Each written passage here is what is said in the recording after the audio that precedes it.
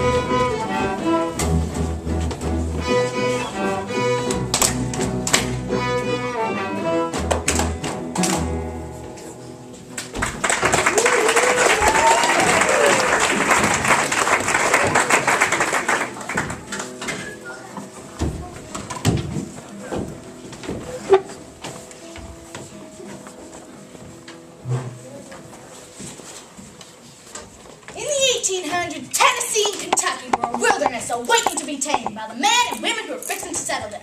The mountains were taller than tall. The woods were thick and endless and filled with some fearsome creatures. So the folks who wanted to make a life there had to be courageous, tough, strong, and clever. The land bred some mighty awesome characters, personalities as big as the land was wild. Now I'm sure you've heard of Davy Crockett, the legendary settler, so stories say, he could hold thunder in his fist and fling lightning from his fingers. The very Davy who hollered for all who could hear. I can slide down the slippery ends of rainbows. I can whip 10 times my weight in wildcats. I can drink the Mississippi River dry. I can outrun, outlick, outholler any ring-tailed roarer east of the Mississippi. And every word is true, unless it's false. And maybe you've heard of the famous Max Mink, the daring admiral of flatboatmen on the western rivers, the William Tell of marksmen on land, the most daring of all wilderness adventurers. I'm the celebrated, self-created, and never-to-be-mated Mississippi roarer, snag lifter, and flatboat sculler. I'm half horse, half alligator, and a bit of snapping turtle. I'm king of the keel boatman. But have you heard of Sally Ann Thunder and Whirlwind, famous frontierswoman, tall as a hickory sapling, with arms as big as a keelboat tiller? The Sally Ann Thunder and Whirlwind with a grin so fierce you could skin a bear. The Sally Ann Thunder and Whirlwind who could grab up a pack of alligators and fling them so far and so high it ran alligators as far north as Minnesota and as far south as New Orleans. No? I believe I'll just have to tell you.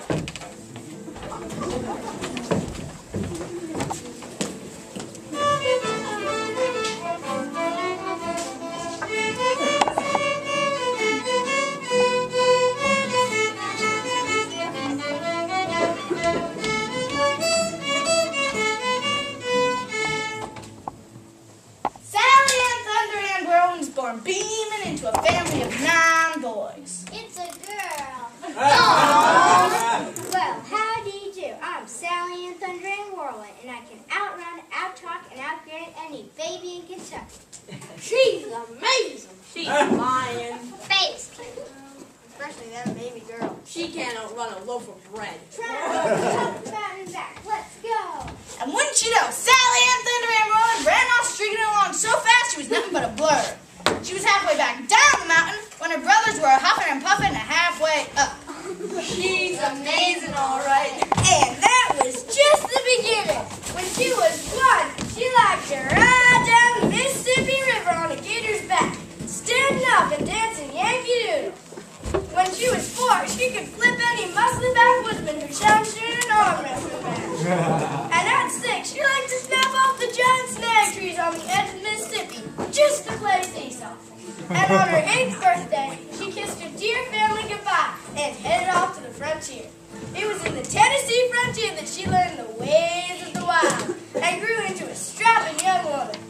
It was there that she had some of her greatest adventures and saw the heart of at least one of our country's greatest heroes.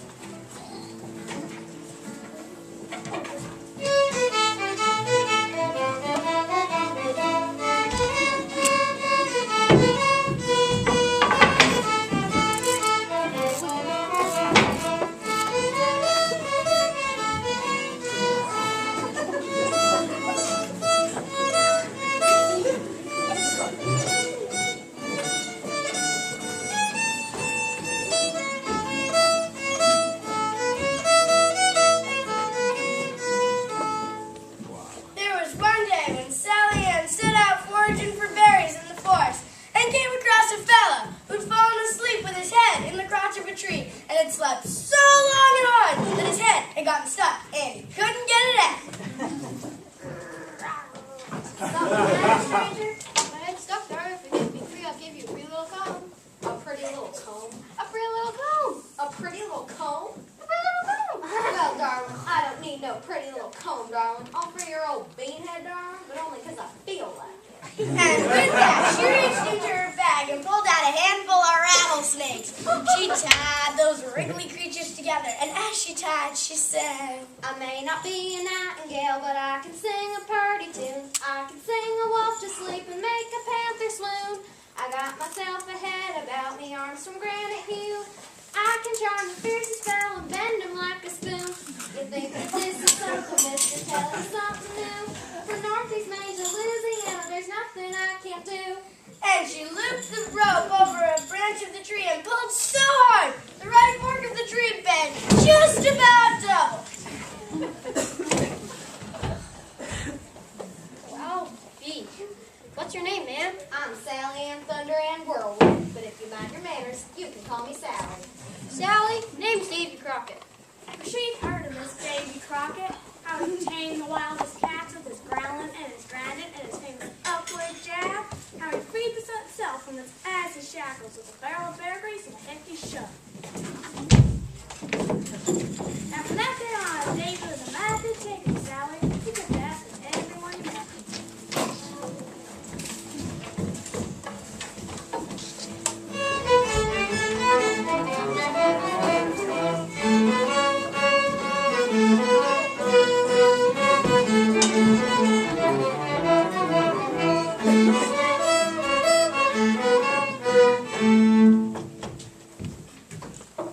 What do you know about the Sally and thunder and roll?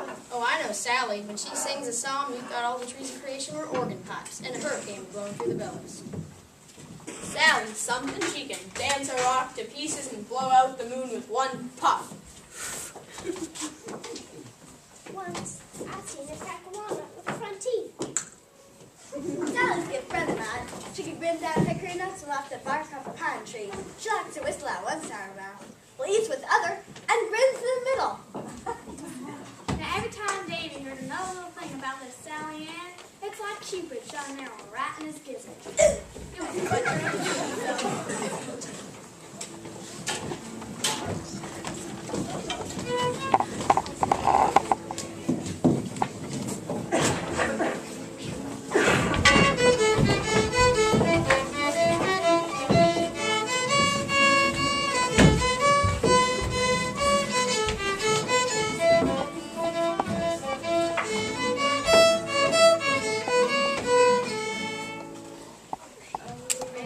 River, he just keeps moving. He just keeps moving along. One hot day, Davy was feeling mighty restless and confused. He was poking around the banks of the Mississippi River, watching the keelboat men pulling up the heavy loads up and down the river. When who do you think came pushing that keelboat upriver but Mac Fink? Great Mac Fink has been getting mighty tired hearing about this Sally Ann Thunder and Whirlwind. Stories about tossing crocodiles and tying snakes was making him mighty irritated. And what with the heat, he was downright surly. Enough with this Sally and thunder and whirlwind. When Dave caught sight of him, he thought a good fight would set him feeling all right. Hey, you better run your boat back down that river or set it down by itself. Don't you know the only ring-tailed war in the world contained in Mississippi? You are you? You don't know beans from buckshot, you old cock-a-doodle-doo. You know I'm the celebrated, self-created, and never-to-be-mated Mississippi roarer, snag lifter, and flatboat sculler. I don't care all about that. I'm the abstrusest, abscreest crowd that ever drank the bloody water of the Mississippi. Get over here and let me whoop the charge. I'm you, Professor Tussle. I think I might just do that. Oh, come on.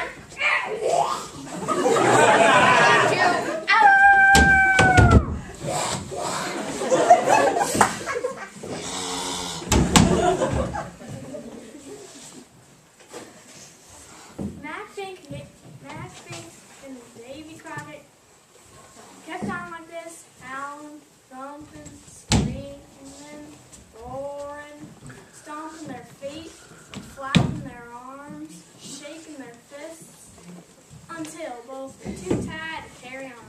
I'm a bit fair. How about you? Me too. Feeling mighty satisfied. Hey, you. That's what I want to ask you. Ever heard this one sailing thunder and rolling? If Mike Fink weren't so wore out, he might have left from his boat and taken Davy to Texas. But instead, he got himself an idea.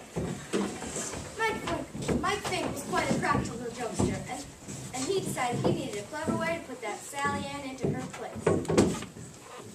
Now, there are many ways that Mike Fink could scare girls, but he knew these would have no more effect on that gal than dropping feathers on the barn floor.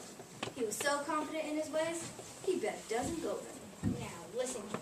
I'm going to appear so fierce and so frightened to that Sally Ann Thunder and Whirlwind, I'm going to scare her teeth loose and her toenails out of their joints.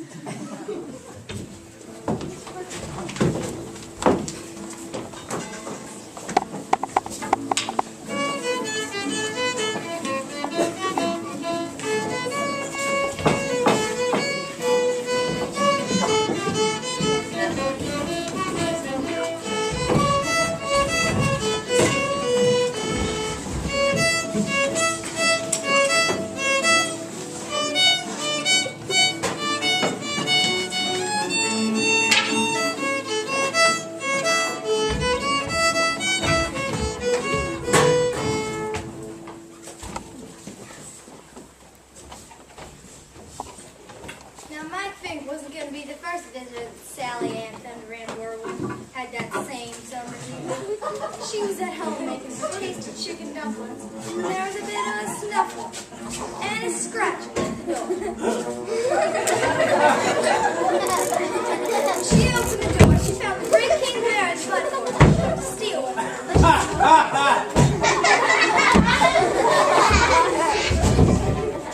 Sally Ann Thunder and Whirlwind were no stranger to the big beastly forest. She caught her share of coyotes, tangled with a mountain lion or two, even wrestled with some number of bears. But this bear wasn't just the biggest bear she'd ever seen. He was the hungry. Try a dumpling. Sally Ann Thunder and Whirlwind was famous for a lot of things, including her cooking. And her dumplings were legendary. But it wasn't quite what the King Bear had in mind for his supper. Well, sir, seeing as it's such a pretty evening, would you like to dance? Before you knew it, she had him square dancing around the kitchen. We are on our way to Baltimore, to the island to be born. Round and round and round we go, we're all sweet things and barley ground. Thank you for that dance. I do give you a neat little nightmare. Would you like to take a stroll along the river? Right then, suit yourself.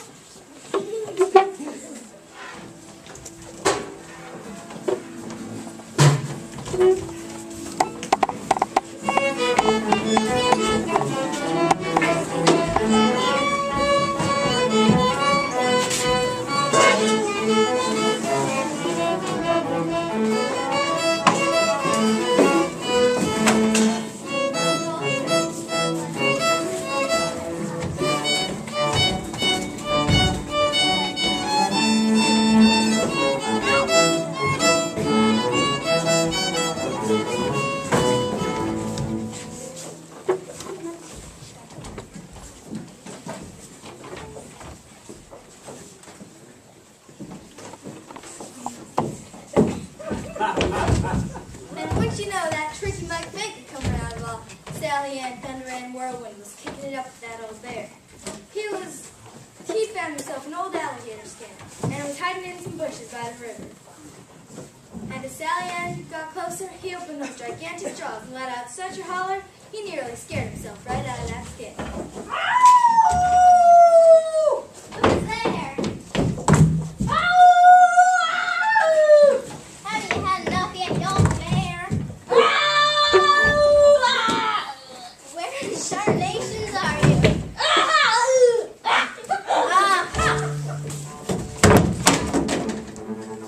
Sally Ann Thunder and Whirlwind didn't care a whit for this howling gator business.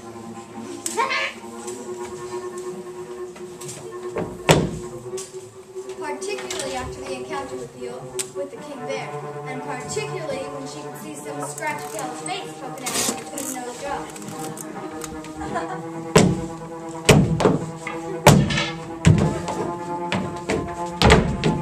She had it. She rolled up her sleeves, wound up her best arm, gave that gator such a knock he flew right 50 feet across the river to land in a heap on the other side. Let that be a lesson to you. Land almighty these varmints. Another one night.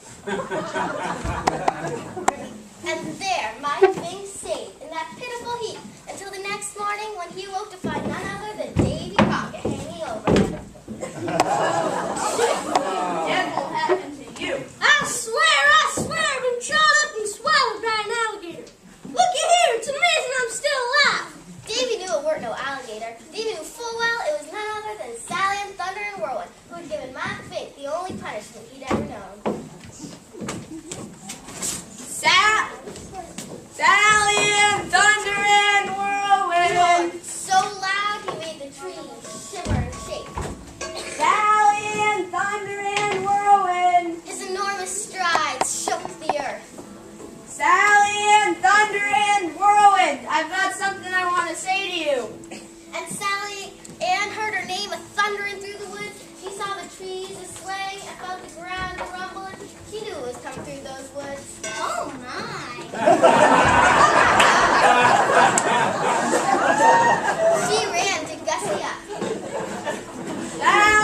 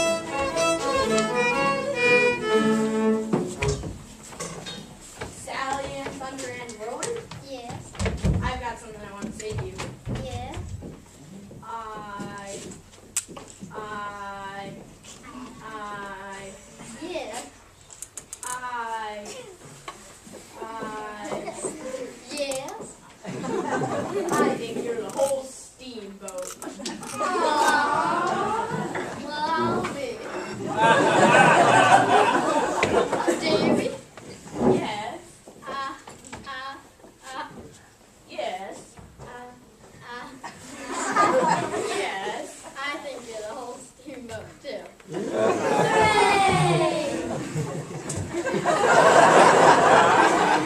from that day forward, Davy Crockett had a hard time acting tough around Sally and Thunder and Lightning.